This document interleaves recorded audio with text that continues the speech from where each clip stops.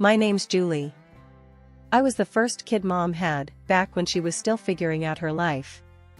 She married young, straight out of high school, to my dad, Thomas. They were all about love and less about money, which didn't seem to work for her long. I was still toddling around when she met Richard, a guy with a wallet as thick as a brick and a fancy car to boot. She left Dad, took me, and never looked back, except to collect the alimony checks. Richard seemed alright at first, always bringing me little treats and letting me play in his big office filled with shiny things. But Mom, she was different around him. She always had this look on her face when she saw me, like I was a reminder of a life she wanted to forget. One evening, I remember hearing them talk in the kitchen while I was supposed to be watching TV. "She's too much like Tom," Mom said, her voice sharp. "Always asking questions, always looking at me like he used to." I didn't understand then, but it stung, hearing her talk like I was a problem. I loved my real dad, sure. He lived in a small apartment across the city, but every moment with him was a blast, even if we were just kicking a ball around in the park or eating cheap pizza. Mom's words that night stayed with me, and the way she'd say things only got sharper. "Can't you do anything right?" was a favorite of hers whenever I tried to help around the house or did my schoolwork in the living room. My dad, though, he was different. "You're doing great, Julie," he'd tell me every time I showed him my grades or a drawing from school. "Don't let anyone tell you different." Life at Mom and Richard's got more strained when I started school.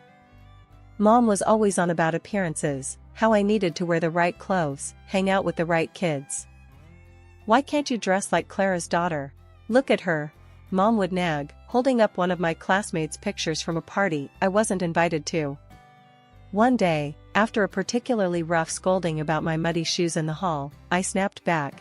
"At least Dad doesn't yell about a bit of dirt." The slap came quick, her hand stinging my cheek, before I even saw it move. "Don't you talk about your father like that," she hissed, her face close to mine, her breath smelling of coffee and anger. Tears welled up, but I bit them back, tough like Dad taught me. That night, lying in my bed, I promised myself I wouldn't let her see me cry, wouldn't give her the satisfaction. When Mom announced she was pregnant again, the house took on a weird vibe, like everything was suddenly about to change, but not necessarily for the better. She had this glow people talk about, but it never seemed to shine my way. "I'm having a baby with the man I love, Richard. It's going to be perfect," Mom cooed one evening, rubbing her belly as Richard beamed like he'd won some kind of prize. Richard, ever the charmer, chimed in. "We'll need to redo the guest room. Make it fit for a little princess." My heart sank a bit. That was my room they were talking about, my little corner in their world. "What about my room?" I asked, trying to keep my voice steady. Mom shot me a look, her smile tightening. "You can move into the smaller room, Julie. It's only fair. The baby will need the space." Fair. The way she said it made it sound like a done deal, no room for arguing. So, I moved. Packed up my stuff and relocated to the smallest room in the house, barely bigger than a closet. The months flew by, and soon Lily was born. She was all anyone could talk about. "Isn't she just the most beautiful baby you've ever seen?" Mom would gush to her friends over the phone, cradling Lily like she was made of the most precious porcelain. "Yeah, she's cute," I'd mutter, trying to make myself part of the conversation. Cute was an understatement. Lily was adorable, and I couldn't help but love her at first sight. I wanted to be a good big sister, wanted to be involved and help out. One afternoon, I tried to sneak into Lily's room while Mom was busy in the kitchen. I tiptoed in, peering over the crib at my baby sister, who was gurgling happily. "Hey there, Lily," I whispered, reaching a finger to let her grab. Mom must have heard me because she was suddenly there at the door, her voice sharp as a knife. "What are you doing, Julie? I told you, you need to ask before you go into her room." "I just wanted to see her," I protested, feeling the familiar sting of tears pricking my eyes. "I wanted to help." Dad was different. During one of my weekends with him, I opened up while we were having pizza at our favorite spot. Mom's always on edge with me around Lily. It's like she thinks I'll break her or something. Dad chewed thoughtfully, then said, "You know, Julie, some folks just have a hard time sharing love. It's like they think there's only so much to go around. But listen, you got a whole lot of heart. Don't let your mom's ways make you think otherwise." His words helped a bit, but back at Mom's, the distance between us grew. Even when I tried to share stories about school or friends, Mom's attention was always split, always half listening, half watching Lily. One day, I came home with a school award, second place in the science fair. I was buzzing, clutching the certificate like it was a ticket to their approval. "Look, Mom, I won this," I exclaimed, holding it out to her as she fed Lily. "That's nice, dear," she said without looking up. "Put it on the fridge or something." "Or something," I echoed to myself, the words hollow. I stuck the certificate on the fridge, a bit crooked, and stood back. It was just another piece of paper to them, just another day in the shadow of Lily. Things were pretty rocky at home by the time I hit high school. Between Mom's cold shoulders and Richard's indifference, I felt more like a guest than a family member. It was around then that the bomb dropped. Mom decided it was time for me to go live with Dad permanently. The day she told me, we were having dinner. It was one of those rare moments where it was just her and me at the table. Richard was late from work, and Lily was already tucked in. "Julie, we need to talk about your future," Mom started, pushing her food around her plate with a fork. There was no warmth in her voice, just a cold, businesslike tone that immediately put me on edge. "What about it?" I asked, trying to sound casual, but my heart was racing. "We've been discussing things, and we think it's best if you move in with your father. With the new baby coming, things here are, well, they're complicated." I almost choked on my water. "Move in with Dad? But why? I thought everything was fine here." Mom sighed, a sound that seemed to carry all her impatience. "Look, Julie, you're not a child anymore. You need a space of your own, and we can't provide that here, not with the new situation. It's cramped, and frankly, the financial burden is more than we expected. It's better for everyone this way." I pushed my plate away, no longer hungry. "And what about school? My friends?" "You can go to a new school. Make new friends," she said, as if it were that simple, as if I could just erase my life and start over with no problem. The next few weeks were a blur. I packed up my things, my world shrinking into boxes, books, clothes, the few keepsakes that meant something to me. Richard barely said goodbye, and Lily, too young to understand, gave me a confused hug. Moving day was tough. Dad lived on the other side of town in a modest apartment. It was clean but cluttered with memories of a life paused since Mom left him. He was standing there, waiting for me with open arms and a worried smile when I arrived. The apartment was nothing like the house I'd grown up in. My new room was half the size of my old one, with walls that needed paint and a window that looked out at a brick wall. But it was quiet, and Dad was trying. The first day at the new school was brutal. As I walked down the crowded hallways, I could feel the stares, hear the whispers. "That's the new girl," they'd say, as if I were some kind of oddity. In class, I kept to myself, doodling in my notebook, trying to block out the murmurs. When the bell rang, I was the first out the door, not wanting to linger. At home, Dad noticed my mood. "How was school?" he asked, trying to keep his tone light. "It was fine," I lied, shrugging off my coat and dumping my bag by the door. "If it gets tough, you tell me, okay? We're in this together. You're not alone, Julie." His words meant a lot, but the loneliness I felt was deep, gnawing. It wasn't just about missing my old friends or the big house. It was about feeling unwanted, pushed out, because I was too much of a burden. Adjusting to life at Dad's wasn't easy, but I figured out pretty quick that if I didn't pull myself together, things would just get worse. I woke up one morning, looked around my cramped room, and decided it was time to take charge of my life. "No one else is gonna do it for me," I muttered under my breath. Dad noticed the change in me almost immediately. Over breakfast one day, he looked up from his coffee and said, "You're looking more determined these days, Julie. What's on your mind?" I stirred my cereal around, thinking about how to word it. "I want to make something of myself, Dad. I don't want to end up stuck, you know?" He nodded, a serious look crossing his face. "I hear you, kiddo. So, what's the plan?" "That scholarship, the big one for the top students. I'm gonna get it," I declared, more to convince myself than him. Dad's smile was all the encouragement I needed. "If anyone can get it, it's you. Just tell me what you need from me." School was tough, with long hours spent catching up and even longer evenings buried in books. My teachers noticed the shift, even the tough ones seemed to respect the grind. Ms. Jensen, my math teacher, kept me after class one day. "Julie, your work has improved dramatically. What's the sudden interest?" "I need that scholarship," I replied bluntly, packing up my stuff. "I've got plans, and they don't include being stuck here forever." Ms. Jensen studied me for a moment, then nodded slowly. "Well, keep at it. And let me know if you need extra help. I'm here." Making friends wasn't easy, but I managed to find a few people who didn't seem to mind that I wasn't all fun and games. During lunch, I'd sit with Maria and Luke, two kids who weren't exactly at the top of the social ladder, but knew how to laugh. "So, Julie, you're like a library ninja now, huh?" Luke joked one day, nudging me as we sat down with our trays. I cracked a smile.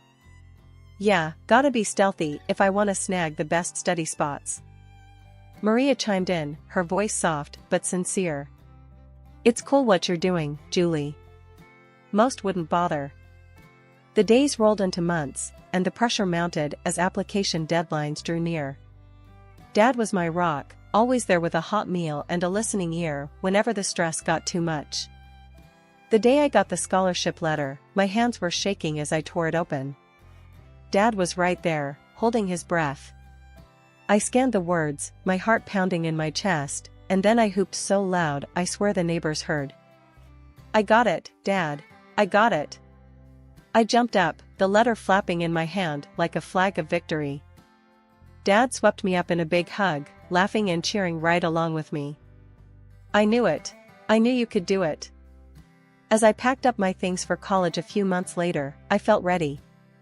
The future was bright, and for the first time, it felt like it was truly mine. I was leaving, but I was taking all these lessons, all this love and hard-earned wisdom with me. After graduating with honors and establishing a solid career, I felt like I was finally on stable ground. I was 28, doing well professionally, and had just started seeing a wonderful guy from work, Jack, who had been nothing but supportive. Then, out of nowhere, my mom called. We hadn't spoken much since I moved out, but suddenly here she was, back with a request, or more like a demand. "Julie, your sister Lily is going to college in your city. We've paid her tuition, and we think it'd be best if she stayed with you," Mom said, her tone making it clear this wasn't just a suggestion. I hesitated, memories of our strained relationship flashing through my mind. But I wanted to believe things could be different. "Okay, Mom, I'll help Lily out. It might be nice to reconnect," I responded, trying to keep any skepticism out of my voice. Lily moved in a week later, and right off the bat, it was clear we were worlds apart. She was as stunning as ever, obsessed with her appearance and the kind of lifestyle that screamed high maintenance. She brought with her a suitcase full of expectations and a personality that demanded they be met. "Can you make sure we have almond milk and kale? I'm on a special diet," Lily mentioned casually on her first evening, examining her reflection in the mirror. "Sure, I'll add them to the grocery list," I replied, trying to accommodate her. But living with Lily was more challenging than I'd anticipated. She partied like there was no tomorrow, often stumbling in at dawn, her carefree laughter echoing through the apartment while I lay awake, anxious about meetings and presentations. One afternoon, Jack came over as Lily was prepping for another night out. I noticed how she smiled at him, a little too sweetly, a little too long. Jack waited until she left to speak up. "Julie, I think Lily's got the wrong idea about me. She's been, well, flirty." I felt a mix of anger and embarrassment. Thanks for telling me, Jack. I'll talk to her. When I confronted Lily, her response was a dismissive laugh. Oh, come on, Julie. I'm just being friendly. Besides, can I help it if he likes me back? That's my fiancé, Lily.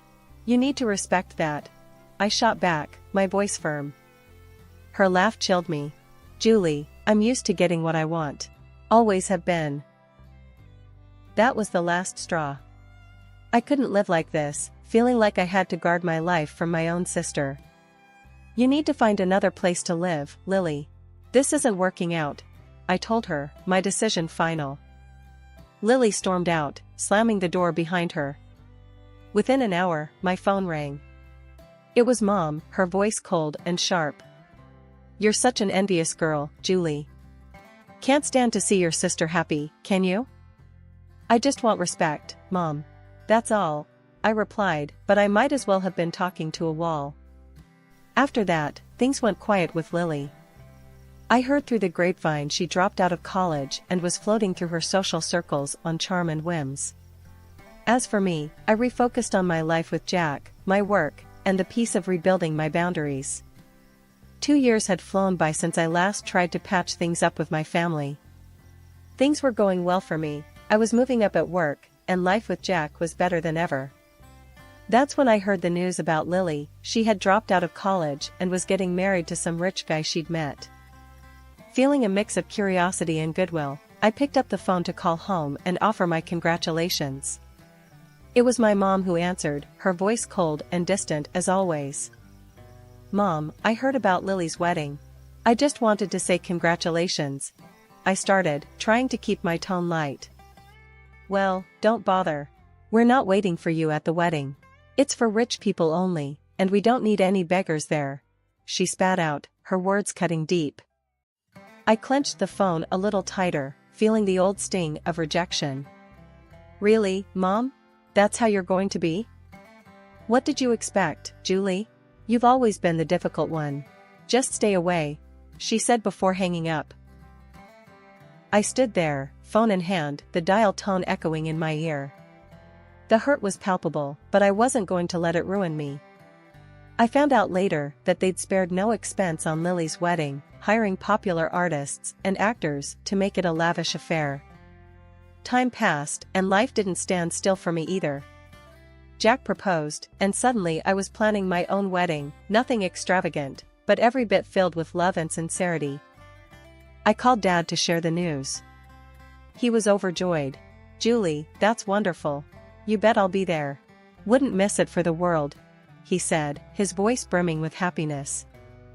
Encouraged by Dad's reaction, I made one last attempt to bridge the gap with my mom. I dialed her number, my heart racing as I waited for her to pick up. Mom, I'm getting married. I want you to come, I said, holding my breath. Her reply was as chilly as a winter breeze. No, Julie. I'm not interested in attending some modest gathering of losers. Count me out. I swallowed hard, fighting back the hurt. All right, Mom. Take care, I said, and hung up, knowing it was probably the last time I'd invite her into my life. Our wedding day was simple but beautiful. Dad walked me down the aisle, his presence a steady comfort. The room was filled with genuine smiles and heartfelt congratulations, a stark contrast to the grandeur and coldness of Lily's wedding spectacle. Our modest reception was filled with laughter, dancing, and stories. Jack and I mingled with friends and family who loved us for who we were, not for the money or status we brought. Life was moving along sweetly. Jack and I were thrilled to be expecting our first child. It was during this time, one ordinary afternoon, that my phone rang, and the voice on the other end turned my day upside down. It was Mom, and she was not calling with congratulations. Julie, you have to take us in. We're desperate, she blurted out without even a hello. Mom, what's going on? I asked, although part of me didn't want to know. It's all gone wrong. Richard's business tanked, we mortgaged the house for Lily's wedding, and now it's all just gone. And your sister's marriage is over. Her husband kicked her out, and he's demanding money for her cheating. she explained hurriedly, her voice edged with panic. I took a deep breath, trying to process the flood of information. Okay, slow down. What exactly are you asking of me? We need a place to stay. All of us. We're coming to your house, she stated matter-of-factly, as if it were the most obvious solution. The request, or rather, the demand, hit me hard. No, Mom. You can't just decide to move in with us. It doesn't work like that. Julie, you owe us. After everything we've done for you, she snapped, her voice sharp and commanding. That struck a nerve. Oh, you? Mom, remember how you were when I needed you most? You pushed me out. You chose everything over me, and now you expect me to just open my doors? Her voice rose. You're being selfish, Julie. Where's your family spirit? I am your mother. And you've never let me forget it. But being a mother doesn't mean what you think it does. It's not about debts and demands. I shot back, my patience wearing thin. Her fury was palpable, even through the phone. You'll regret this, Julie. I might even take you to court. Get what I deserve. I couldn't help but laugh, though it was more from disbelief than amusement. Go ahead and try. Dad was my guardian when you kicked me out, remember? What are you going to claim? That your daughter wouldn't let you live off her after you threw her out? There was a pause, and I could almost hear her brain ticking over. This isn't over, Julie, she finally hissed before hanging up. Life after my last call with Mom felt like a fresh start, a true new beginning. Jack and I were busy getting the nursery ready, picking out paint colors, and assembling cribs, all while navigating the usual ups and downs of pregnancy. It was a Sunday morning, bright and early, and I was setting up some baby clothes we'd just bought, folding them neatly into the new dresser. Jack was drilling something in the corner, the electric screwdriver buzzing away. He stopped, wiped his forehead, and looked over at me with a smile. How's it going over there, Julie? Need any help? I've got it, thanks. Just thinking about everything. It's really happening, huh? I responded, running my hand over a tiny, soft onesie. It really is.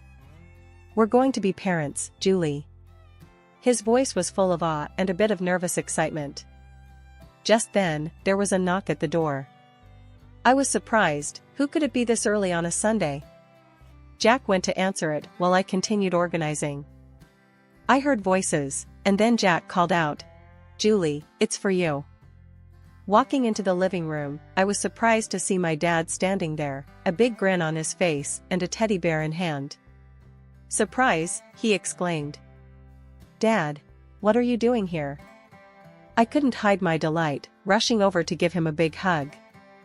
I wanted to come and see how my favorite daughter is doing. And I brought something for my future grandchild. He handed me the teddy bear, which was soft and cuddly. Thank you, Dad. It means the world to me that you're here, I said, feeling a bit emotional. We sat down, and Dad looked around at the half-assembled baby furniture and the stacks of baby books. Looks like you're almost ready for the little one. We're trying. It's a lot, but we're excited, I told him, then paused, biting my lip. Dad, I had another call with Mom. It didn't go well. Dad's expression sobered. I heard about it from your mom. She wasn't too pleased, was she? No, she wasn't. But Dad, I stood my ground. I had to. For me, for Jack, for the baby. We need peace here, I said firmly. The day passed with us sharing stories, Dad giving us some unsolicited but amusing parenting advice, and just enjoying being together. It was a good day, one of those days you know you'll look back on fondly. As the sun set, painting the sky in shades of orange and pink, Jack, Dad, and I sat on the porch, a gentle breeze rustling the leaves. Jack put his arm around me, and I leaned into him.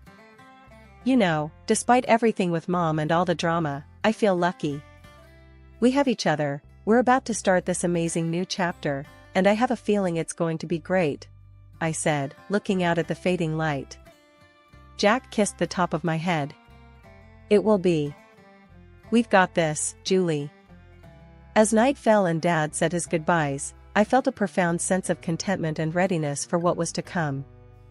The challenges with my mom and the uncertainty of new beginnings had been tough, but they'd led me here, to this moment, surrounded by love and support.